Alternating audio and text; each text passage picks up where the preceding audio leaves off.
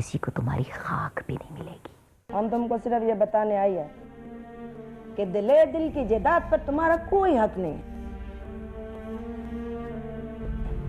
उसकी जायदाद पर सिर्फ हमारा हक है, हमारा जवान बच्चों का हक है।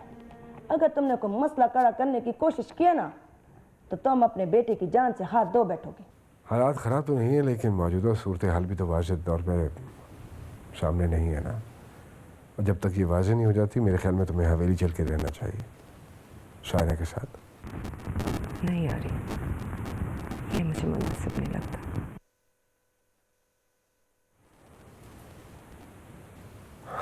क्यों? ये बंगला तो वैसे भी हमें 2-4 दिनों में खाली करना है। हाँ मगर यारी, मैं माँ जी, टैबी सबको नहीं परेशान करना चाहती। बहकेगा दिल वो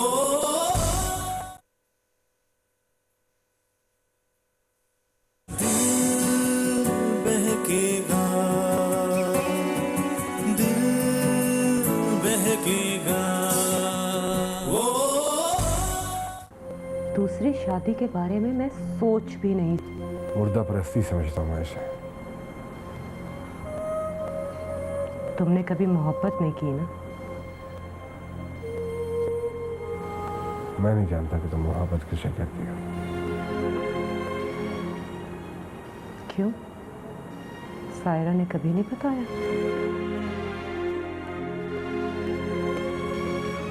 एनीवे, दूसरी शादी इज आउट ऑफ क्वेश्चन। मैं अपने बेटे को सौतेले बाप के हवाले नहीं कर सकती। खैर, मैं सिर्फ इतना जानता हूँ कि तुम्हें रात वाले वाक़े के बाद इस जगह पे नहीं रुकना चाहिए, और ख़ास तौर पे दलेर की बीवी के आने के बाद।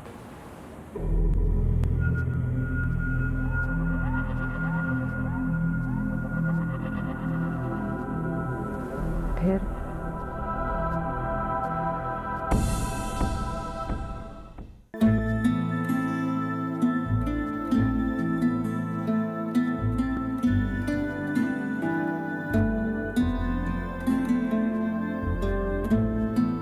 मैं सोच रही हूँ कि इस बार मुनाफे का कुछ हिस्सा लेके जो हमारी ज़मीन बंजर पड़ी हुई है उसे आबाद करा दूँ। आप यकीन करें, पिछले कई हफ्तों से मैं यही बात सोच रहा था। देख लो, तुम्हारे दिल के अंदर झांक लिया मैंने। You're my mom। ठीक, मैं फिर नज़ीर से बात कर लेती हूँ। माँ जी, पिंड आजम यार खान का सारा चार्ज आपने यारी को दे रखा है। चाचा नज़ीर को ज़रा सी बात के लिए इजाज़त। बेटा, बहुत दूर है, अब मैं इतना सफ़र नहीं कर सकती। इसके बावजूद साल में 1-2 बार हो ही आती हूँ भाई मैं।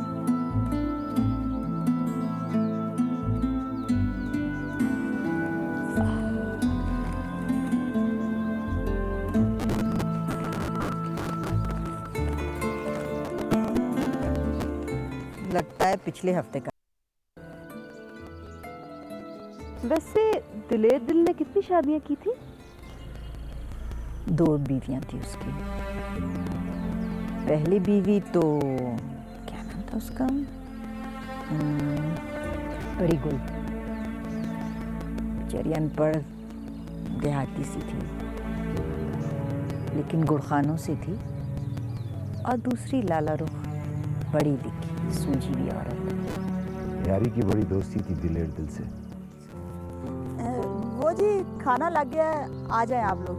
हाँ, आ जाते हैं अभी। अहमद साहब, आपका कब तक इरादा है खाली खाली रहने का? खाली? क्या मतलब? मतलब ये कि शादी के बगैर तो इंसान खाली ही रहता है ना जी। आपा मोटी, जब तुम चाहोगी इसकी शादी हो जाएगी। वैसे भी तुम्हारे होते हुए घर काफी भरा भरा सा है, तो बाद में तो। Shut up tabby, please. वैसे भी जी, बचपन से मैंने आपके घर का नमक खाया है ना। हाँ, और अब मीठा भी खा लोगी तो कोई हद नहीं है। इधर आओ तुम मेरे पास। तुम तो मेरी टैबी की जुड़वा हो, तुम इस घर की मुलाजमा थोड़ी हो। जी माँ जी। मैं भी नहीं सोच सकता। आपा मोटी, यू आर डेड मी। चलो भाई खाना खाने चलो।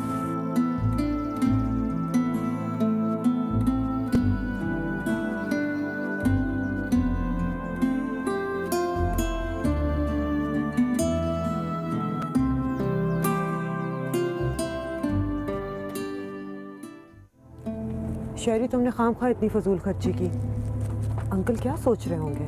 शेरी, सुना तुमने मामा क्या कह रही है? अरे भाई, ये मेरा भी बेटा है। मैं अंकल का भी बेटा हूँ। अगर उन्हें शॉपिंग करा दी तो क्या हो गया मम्मा? बहुत बेशर्म हो तुम। क्यों अंकल, मैं बेशर्म हूँ? अरे नहीं भाई, मामा छेड़ रही है, तंग कर रही है तुम्हें। वैसे यारी, हमें जरा जल्दी नहीं निकलना चाहिए था?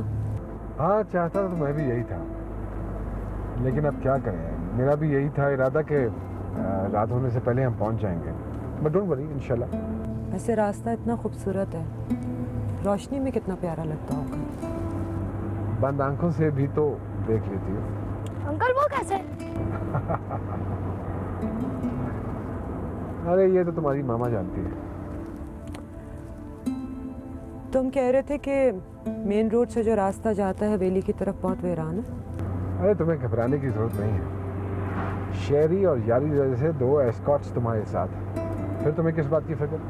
क्यों शेरी? मैं घबरा नहीं रही, और वैसे भी तुम बेहतर जानते हो यारी। अरे मैं सफर के लिए पुलिस स्कॉट साथ ले सकता था, लेकिन सच पूछो तो आई डोंट लाइक दिस। खामखा सरकारी चीज़ों का मिसयूज, क्या फ़ायदा? अरे मैं जाऊँ मामा। मैं तो भूल ही गई थी। मैंने एक स्कूल से बात की है, उनका हॉस्टल भी है शेरी के लिए। अच्छा, बहुत कमिटेड आदमी हो तुम यारी। मेरे एक बैरिस्टर दोस्त हैं, मेरी उनसे बात हुई है, और वो यही कह रहे थे कि इस्लामिक लॉ के मुताबिक शेरी को और तुम्हें दिलेर दिल की जायदाद में से डेफिनेटली हिस्सा मिलेगा। दैट्स ग्रेट यारी, लेकिन मुझे ज़रूरत नहीं है। तुम्हें नहीं है, लेकिन शेरी का तो हक है ना। Yes, but not at the cost of. Uncle ये तो बहुत खराब सड़क है।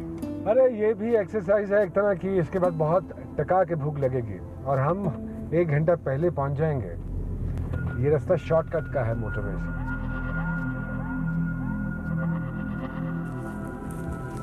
यारी, इतने बड़े बड़े पत्थर क्यों पड़े हुए हैं?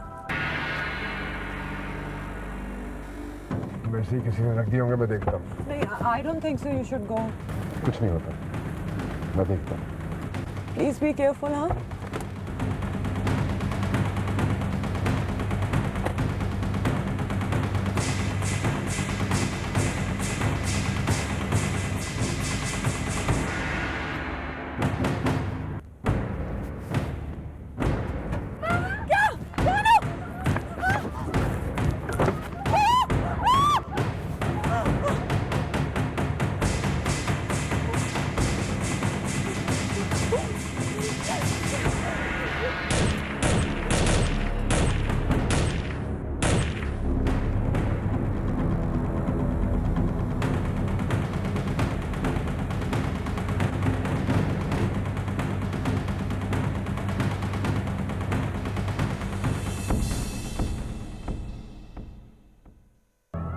भाई हम सब यहाँ परेशान हो रहे थे, इतनी देर हो गई। हाँ, वो दरअसल रास्ते में शॉर्टकट पे एक माइनर से एक्सीडेंट हो गया, तो इसलिए मुझे रुकना पड़ गया। व्हाट? सब खैरियत तो है? हाँ हाँ, अल्लाह का फजल है, सब ठीक ठाक है। बस वो अंधेरे से निकल के एक लड़का अचानक गाड़ी के सामने आ गया।